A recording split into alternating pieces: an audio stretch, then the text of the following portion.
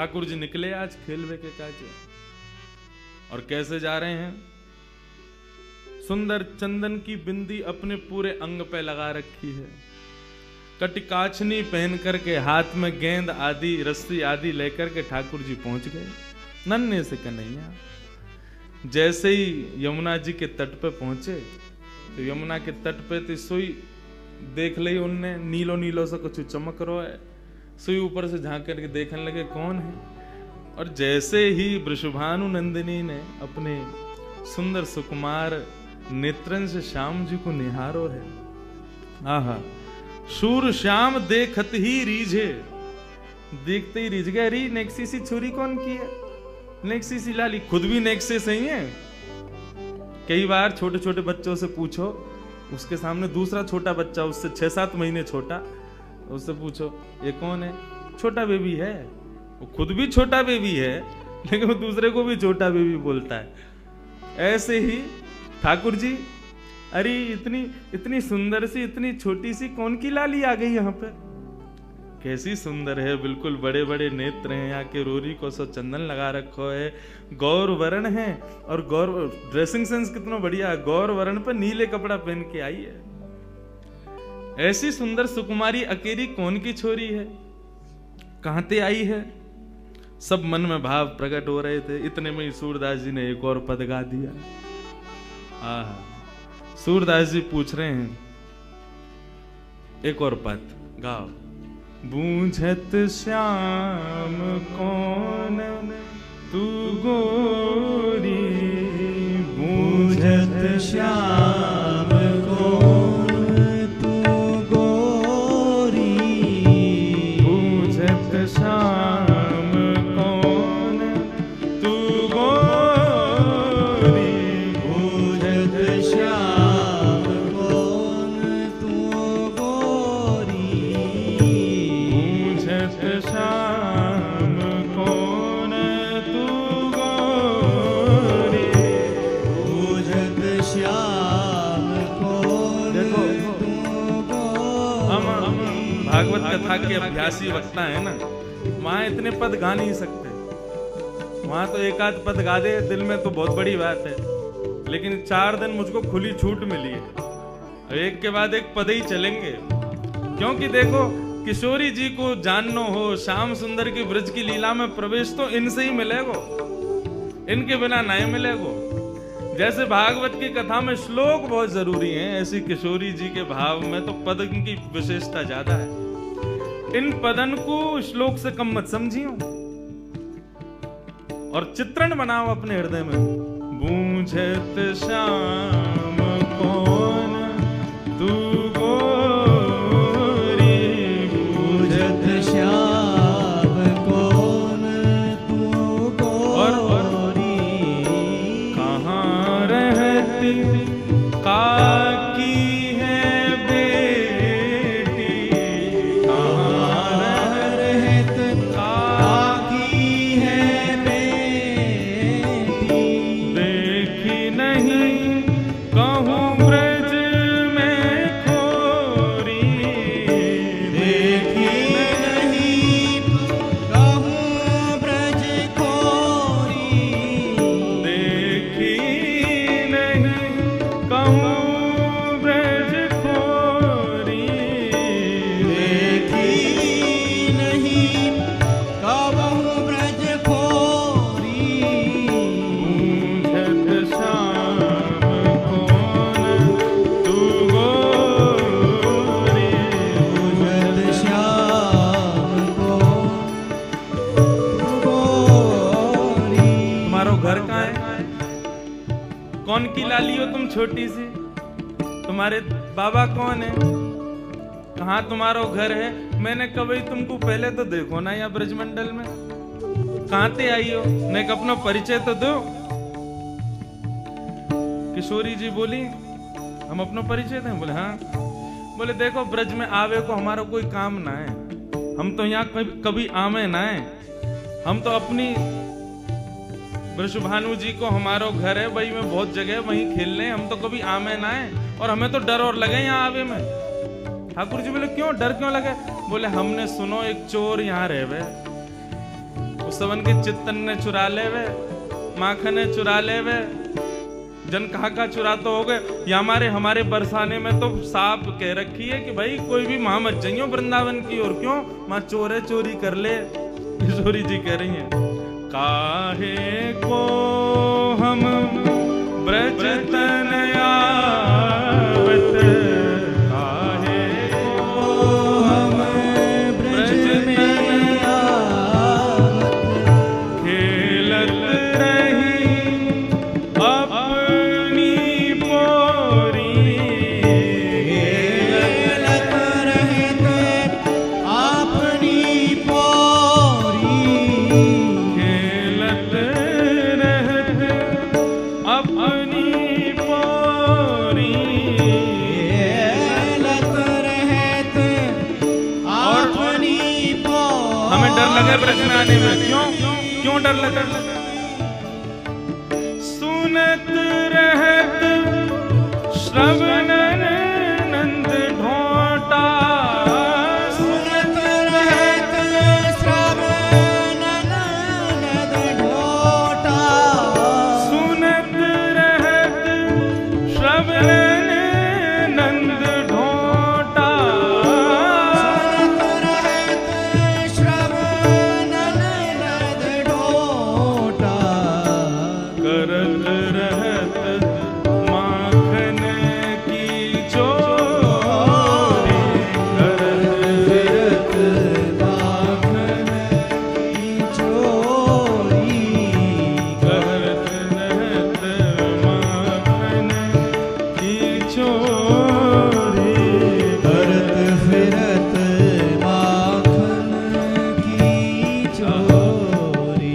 हमने सुनो एक चोर रहे यहाँ पे, वहां के डर के मारे कोई ना आवे। हमारे बाबा नु मना करिए, हमारी मैया नु मना करिए, मां मत जाइयो, एक चोर रहे। और मोह तो लगो तुम ही वो चोर हो। जाए साहब के तुम्हारे नैन मटक रहे हैं ना, जाए साहब की तुम्हारी बातें तो यूं लग रहा है कि वो नंद को ढोंटा तुम ही तो ना हो कहीं। ठाकुर जी बोले ना ना, ये सब कहा तुम तो कोई इतने गलत कह दी है। लोगन को काम ही है, कोई अच्छो करवे जावे वाके पीछे पड़ जामे। और तुम बताओ, मैंने तुम्हारो कछु चुरायो? देख लो पहले ही, कछु ना चुरायो ना तो फिर लोगन की बातन में क्यों आ रही हो?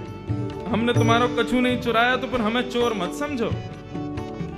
तुमरो कहा चोरी हम ले हो, तुमरो कहा चोरी हम ले हो, खेलन चलो संग मिली जोरी, खेलन चलो संग मिल जोरी, बूझत श्याम कौन तू गोरी, बूझत श्याम कौन तू गोरी।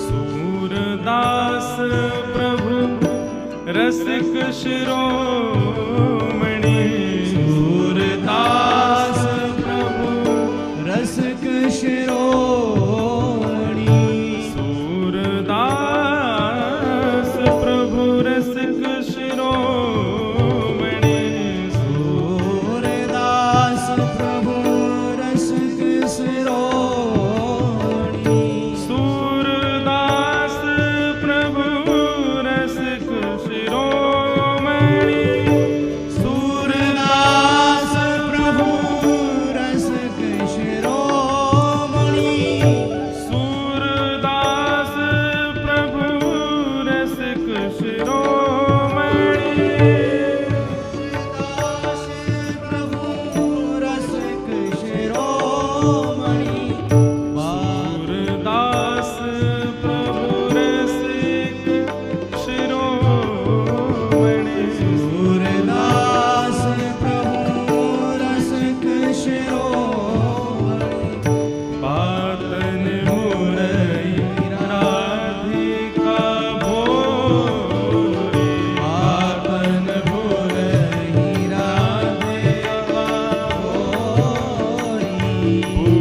श्याम कौन तू गोरी, बुझत श्याम कौन तू गोरी, बुझत श्याम कौन तू गोरी, बुझत श्याम कौन तू गोरी।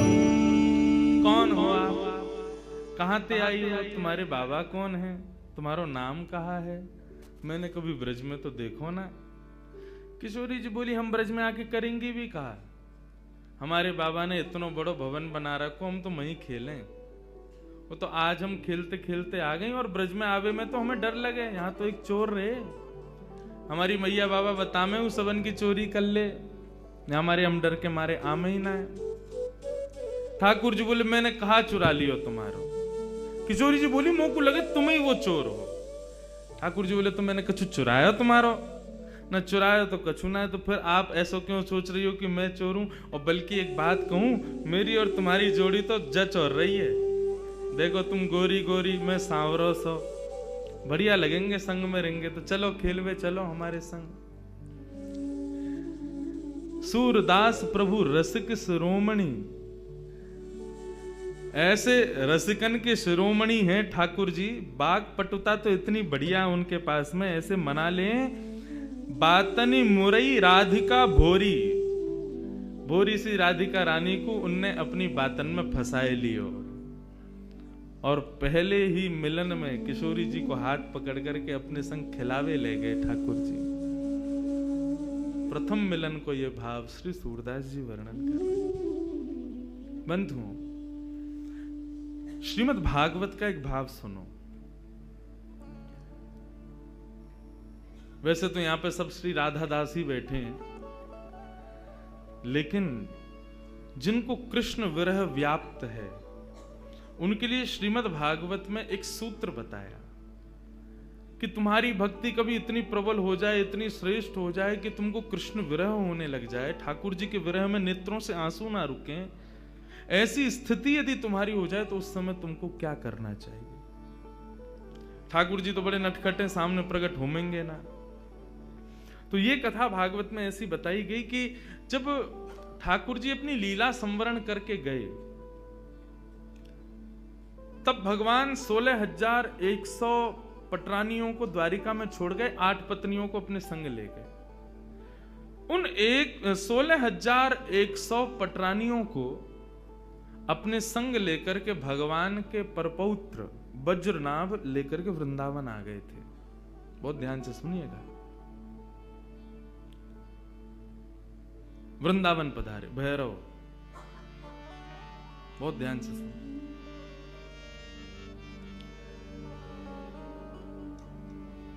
आज ये थोड़ा सा मिजाज बनाने के लिए बीच बीच में चलता रहेगा, कभी भैरव, कभी भीम पलासी, कभी ये, कभी वो।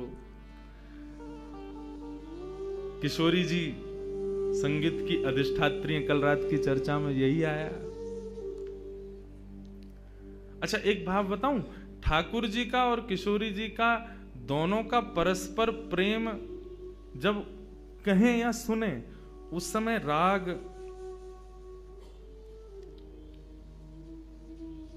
पीलू यदि सुना जाए, ठाकुर जी के परस्पर प्रेम का भाव प्रकट होता है पीलू राग में।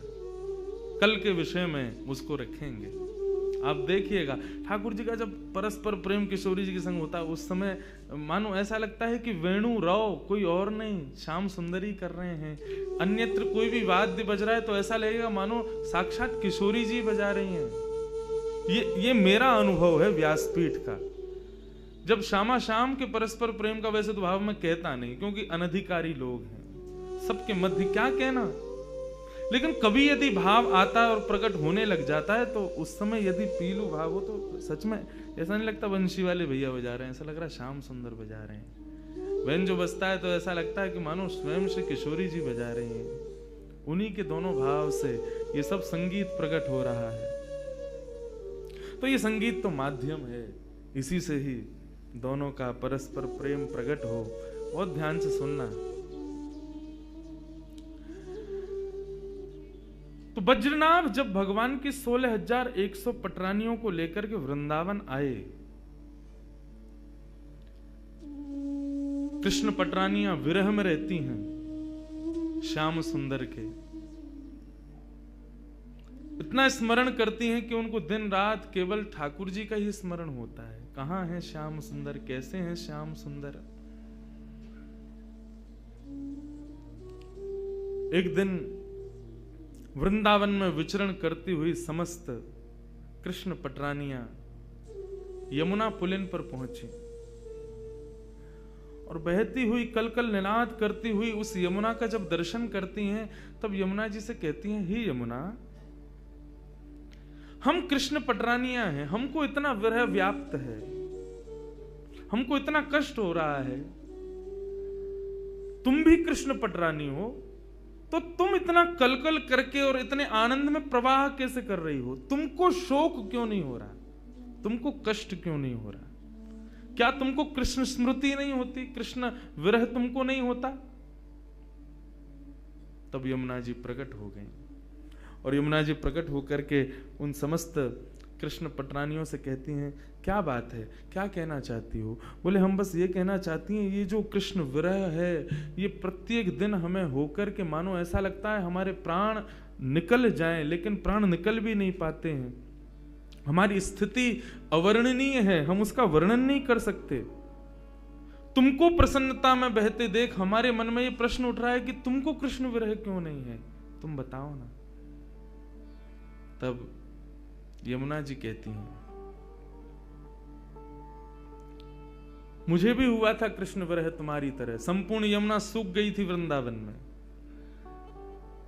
लेकिन मुझे इस पृथ्वी पर लाने के लिए कृष्ण ठाकुर जी से प्रार्थना की थी किशोरी जी ने। यत्र वृंदावनम नास्ति यत्र नो यमुना नदी, यत्र गोवर्धनम नास्ति तत्र नो रमते मनः। ठाकुर जी ने जब किशोरी जी से कहा कि ब्रजमंडल में चलना है, लीला करनी है, किशोरी जी बोली, जहां वृंदावन नहीं, यमुना नहीं, गोवर्धन, वहां मैं नहीं जा सकती। यदि आप चाहते हैं कि मैं ब्रज में चलूं तो इनको पहले लेकर के चलो। तो गोलोक धाम से ही तीनों का प्रादुर्भाव ब्रज में करवाया। जब कृष्ण अपनी लीला पूरी करके जाने लगे, उस समय मैं सूख चुकी थी उनके विरह में। तब किशोरी जी ने आकर के मुझे प्रेम प्रदान किया और किशोरी जी के भाव में, किशोरी जी के दर्शन में, किशोरी जी के रूप में सदा कृष्ण रूप दिखता ही है। वो छुपा हुआ रहता है, वो दिखाई नहीं देता। लेकिन यदि कोई निरंतर किशोरी जी का दर्शन करे तो ऐसा ही लगेगा कि मानो श्याम सुंदर सामने बैठे हों, और श्याम सुंदर का निरंतर दर्शन करे तो ऐसा लगेगा मानो किशोरी जी बैठी हूं। यदि किसी ने ऐसा दर्शन नहीं किया कि श्याम सुंदर में किशोरी जी दिखें और किशोरी जी में श्याम सुंदर दिखें, तो मानो उसने भी दर्शन ही नहीं किया है। यदि वो श्याम सुंदर को केवल श्याम सुंदर समझ करके चला जाता है तो उसके नेत्रों का ये सबसे बड़ा विफलता है कि उसने किशोरी जी नहीं देख पाया वो ठाकुर जी के रूप में। भागवत में श्री यमुना जी कहती है, भागवत में 2 महात्म्य, दूसरे महात्म्य में श्री यमुना जी कहती हैं, यदि तुम्हें कृष्ण विरह से बचना है तो आत्मा रामस्य कृष्णस्य ध्रुवमात्मास्ति राधिका तस्य दास प्रभावेण विरहोस्मान् संस्पृशे। आत्मा रामस्य कृष्णस्य, हमारी आत्मा कौन है? हमारी आत्मा कृष्ण है। और कृष्ण की कौन है? ध्रुवमात्मास्ति राधिका, कृष्ण की आत्मा है राधिका। हमारा शरीर में 10 नौकर दिए ठाकुर जी ने हमको, आंख, नाक, जीभ, कान, हाथ, पैर, गुप्त इंद्रियां आदि, ये 10 नौकर हैं। परंतु आप कभी चिंतन करो, ये 10 के 10 नौकर सेवा किसकी करते हैं? आत्मा की। आत्मा को जो चाहिए 10 के 10 उसके सामने प्रस्तुत करते हैं। आंख कहते हैं ऐसा दृश्य दिखाओ, तुरंत हम भाग दौड़ करते हैं, पैसे कमाते हैं, फ्लाइट पकड़ते हैं उस दृश्य को दिखाने के लिए। उससे होता क्या? बहुत अच्छा लग रहा है। किसको लग रहा है? आत्मा को लग रहा है। मुझे तो रसगुल्ला खाना है। क्यों खाना है? किसको अच्छा लगेगा? जीभ को। जीभ पर कितनी देर रसगुल्ला टिकता है? ज्यादा से ज्यादा 1 मिनट। उसके बाद वो सुख किसके पास जाता है? आत्मा के पास। गर्मी हो रही है, एसी चलाओ, त्वचा पर एसी का स्पर्श होता है, लेकिन प्रसन्नता किसको होती है? आत्मा को। हमारी प्रत्येक इंद्रिय का कर्म प्रसन्न करता है आत्मा को, और वो आत्मा किसकी प्राप्ति करती है? कृष्ण की। तो सोचो, वो कृष्ण की आत्मा कौन है? उन कृष्ण की आत्मा राधा है।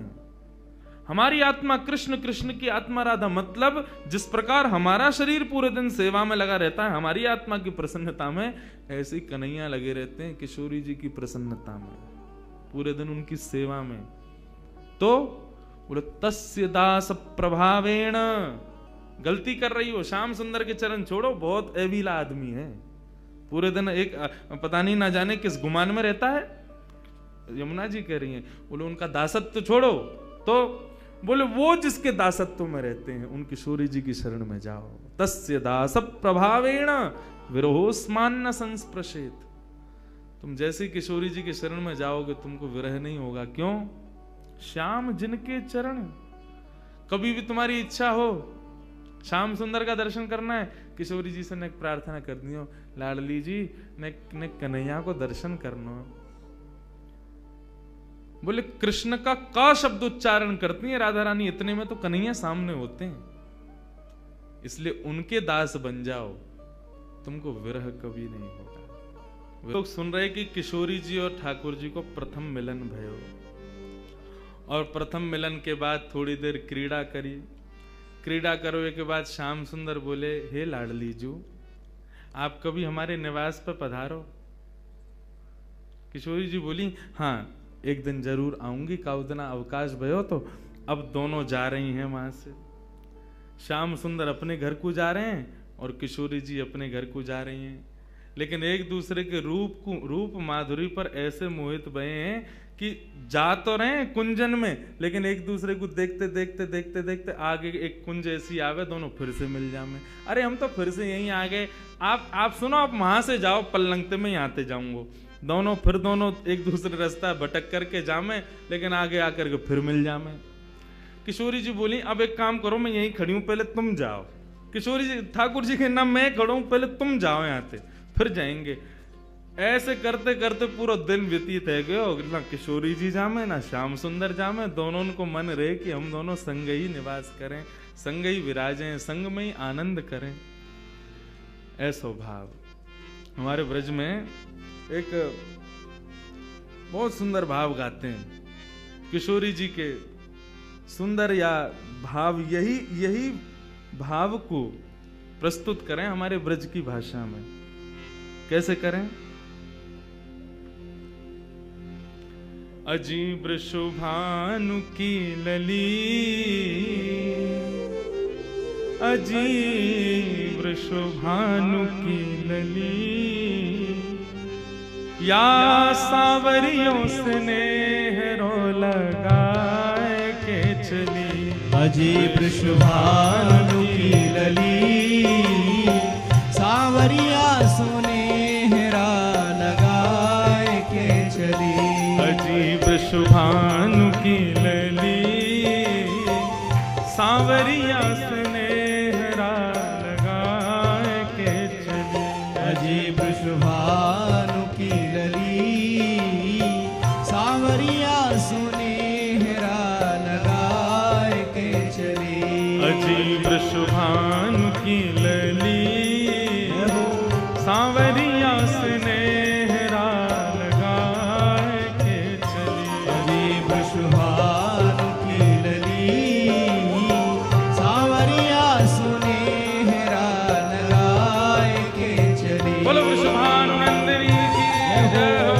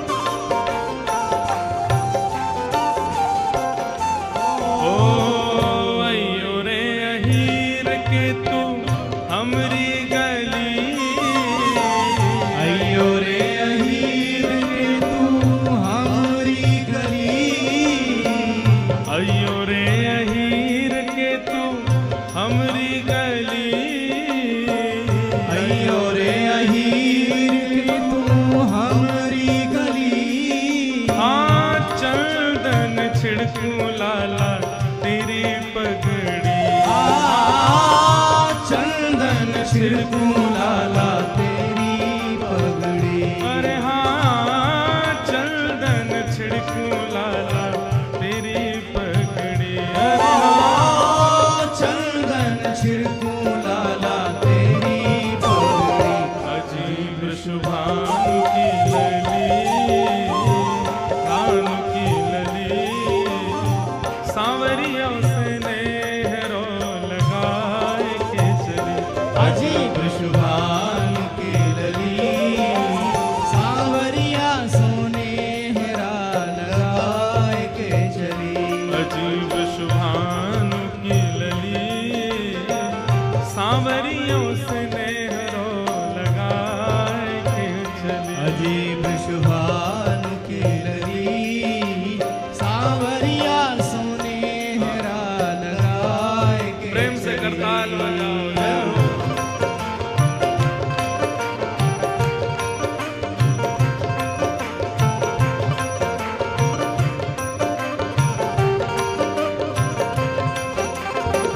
श्री राधा रानी की जय हो।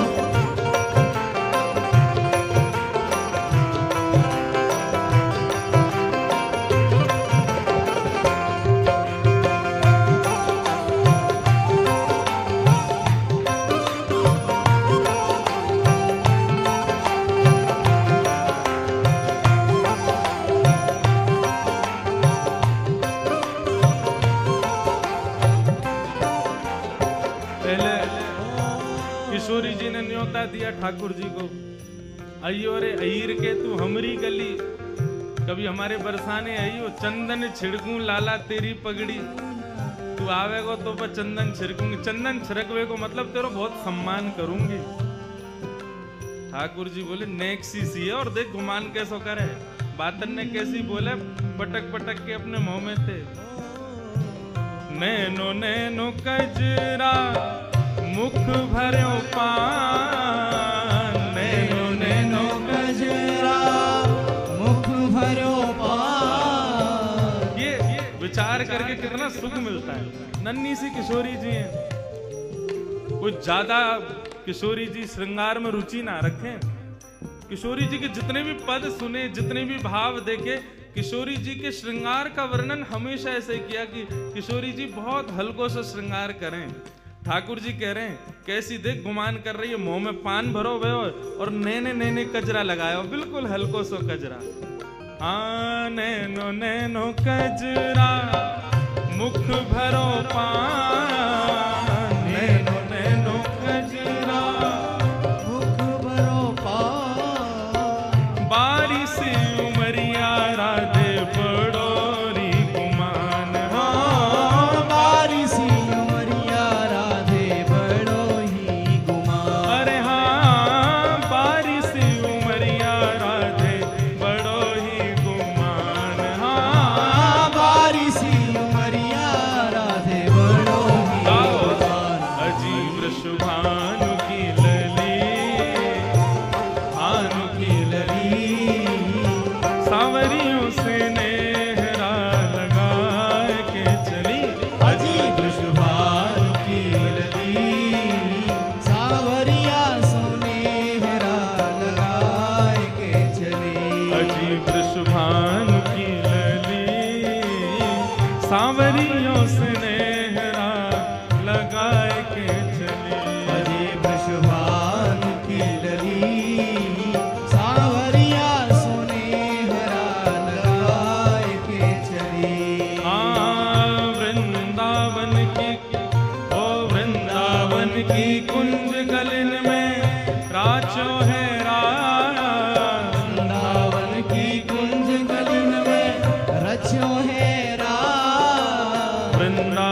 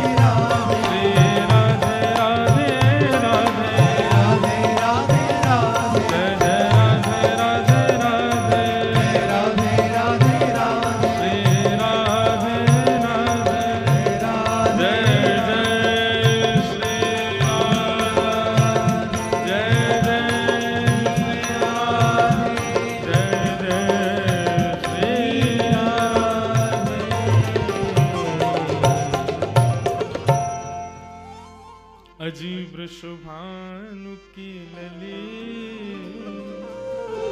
सांवरियों से नेहरा लगाए थे अजे वृषभानु की लली सांवरिया सोनेहरा लगाए थे चले। ये शुद्ध विशुद्ध ब्रज को भाव है। हमारे ब्रज में किशोरी जी के श्याम सुंदर के, अब अकेली किशोरी जी की चर्चा में सुख नहीं मिले, श्याम सुंदर को पुट होए संग में तभी आनंद आवे।